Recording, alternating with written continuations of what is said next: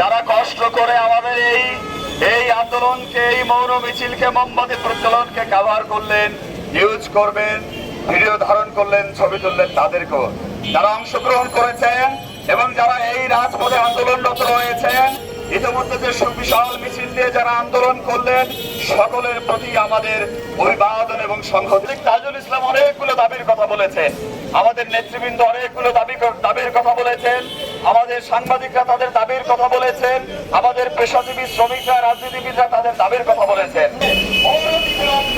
ফাঁসির কাস্টে দাঁড় করানো, এটি যদি না করা হয় তাহলে কিন্তু এই রাষ্ট্রের কলঙ্ক মোচন হবে না।